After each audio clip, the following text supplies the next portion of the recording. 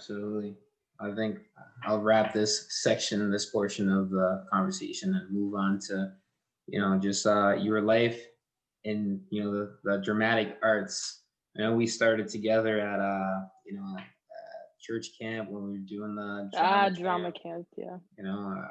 I held my own during the early days, but didn't pursue it as far as you did. But it's kind of like, I'm always like put it in perspective to me is like how I like ventured into sports, you've ventured into drama. And it's like, so your plays, your practices, your games were like game day was your play. So that's why when I come, I try my best to make sure I come to your games per se, because those are like your finals or whatever. So so that's how I always try to like put it in my perspective. But anyways, so what pushed you forward into that avenue, and what benefits do you think you gained from that? I think what kind of like at first in the beginning, it's just that it's fun, it's a way for you to just like let go. Like drama camp was just like so much fun because you're literally just imagining, you're creating, you're doing all this kind of stuff, and it's just like disconnected from like the real world. And like, so like you don't have to worry about math, you don't have to worry about all that kind of stuff. And like I appreciate the value of that kind of stuff, but at the same time it was just, I didn't really like excel in that as much. So drama camp, theater, all that kind of stuff made me feel like I had value in some ways. And one of the greatest benefits, I think, is that like I would say that I was a very, very shy person. And I didn't really like get out of that until I started doing more musicals in high school. And I think that it really helped me become like more like well spoken and things like that. That's like the biggest thing. Like I'm more comfortable speaking up for myself. And like, yeah, I think that's like one of the biggest things. Also discipline, like working towards a goal and things like that, because it's the biggest part of theater. Because like you said, it's like practice, it's like all that kind of stuff. Rehearsals is you're drilling, and then you put on a show at the end. So yeah. And I have just one little tidbit. If a person were to like want to like jump into drama, let's like per se Alan, how would one go about that? Is it too late? Is it too late to jump No, in? it's never ever too late. Like there's some like famous actors who started in their 30s. Like it's never too late. You just honestly, you can take classes if you want. There's community theater, like that's what I do because I didn't go to an art school. So like, community theater is like one of the biggest ways to just kind of like get into it. It's like you get like an idea of what the industry is like, but like within a community. So like you see a lot of familiar faces, and so it feels less daunting because like a lot of times you become friends with the people you work with, and so like you just feel like it's like you make little families, I guess you could say. And yeah, so I guess like finding community is like the biggest part of like getting into performing arts, I would say. Okay, so let's dig into this a little bit.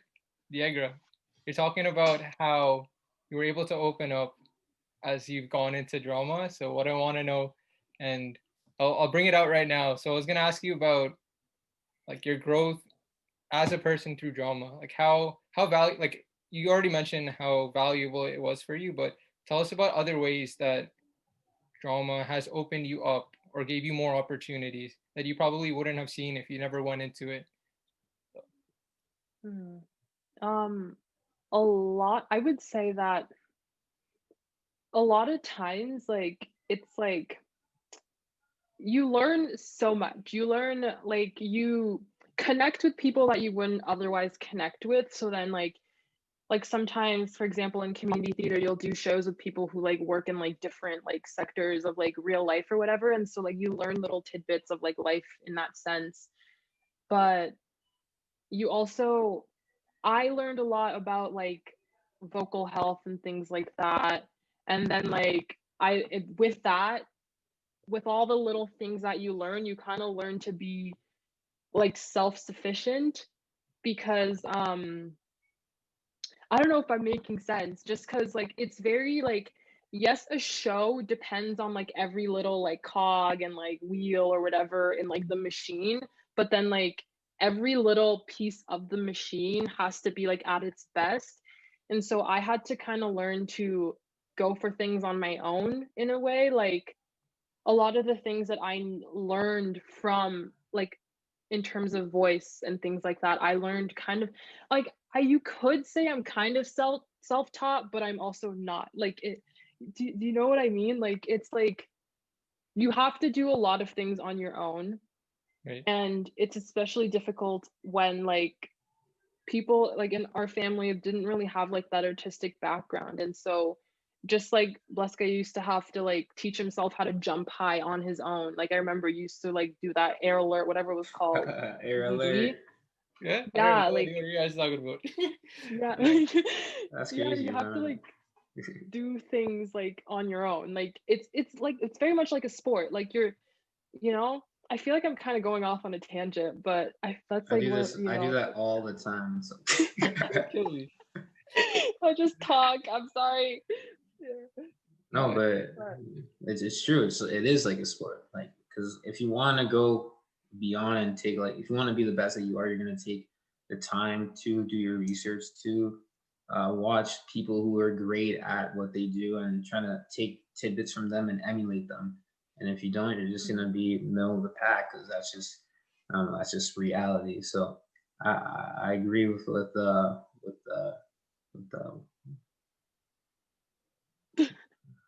okay, Alan, take over. I lost the word. okay, all right. So what I want to like, I got other questions, Diego, for drama, and I'm ready to yeah. put it on the line. So Mm-hmm. okay, so still on the topic of drama. Yeah, you know that.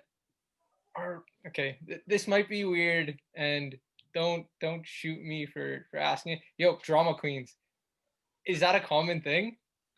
Like Yes. like There are so many very, very strong personalities in theater. You like it is difficult to, like you're taking so many different people and so many different walks of life, you're throwing them in one environment. Yes, you're working towards a common goal, but there's always going to be a clash of ideologies, whether it's between like actors or actors and a member of like the production team or whatever. There's always going to be some kind of tension. And like I'm sorry, like I'm gonna be honest, theater kids have that reputation for a reason. Like, you know? do you wait, do So you walk in? Do you like if you have a audition or something and kids are lining up and stuff, could you tell right away, like the moment they walk in, I'm like, damn, I gotta watch out for that Or person. that kid's trouble. Yeah. sometimes, yeah, like because Yeah. sometimes people like walk in and they're immediately like, and you're like, ooh, and you just watch the way they're warming up. Look at the shoes they have, because for sometimes you can tell if a girl walks in with character shoes, like a nice heel, Yeah. like there's a specific kind of shoe for musical theater. If Oh, she okay. walks in with that pair of shoes, she's ready. She did not like come to play. And like so like you can really tell. And it is like there's like a good side to it and a bad side It's to it. like, Because sometimes like if you come in and you don't look like you have experience, sometimes you'll get treated a certain way. And it's like, yeah, but they're definitely like there's some truth to the drama queen theater kid stereotypes. Absolutely. I will not deny that. it's like coming into a scrimmage or a tryout with like the arms, the shooter sleeve, and the tight. Mhm. One of those kids. Okay, well, that's wild. I don't know if Alan would fit in that box. Alan, strong personalities. Is this something Hey, you want to jump into? bro, I'll admit to you that I guess it was in high school. You know how you had to take a drama, Oh, drama music. was the best. Bro, no, drama gave me McNeil. anxiety. Oh, Drama Oh, gave me actually. drama, anxiety because drama I was didn't amazing. know Oh. how to work with, like, I didn't know as much people, and I was too afraid Mm. to, I guess, to put myself out there, especially when it came to like just doing random stuff. And I see other people doing well and people starting these like little cliques and stuff, and I'm just there like, Mm. I got no one else. Like in high school, it's really nice to be in, like, if you're taking a class that you wouldn't necessarily have and not all your friends are there, but if you just have one friend Mm. that you can lean on, then it's nice. But in that, like in my drama class, I didn't really have that, or they had friends that had stronger bonds, so it's just me out there just trying to Mm. lone wolf it or trying to go with so and so or be partners with Monologues all the time. and it's a struggle, man. Like in drama, I'm just like, I don't know if I could do this. I Yeah, like drama. definitely. I always went over the top with drama. Me and Andrew Graham would always have like our scenes, and we'd like build up on the same characters. Oh man, those are days. But yeah, that's all I have for that. Like, But yeah. well.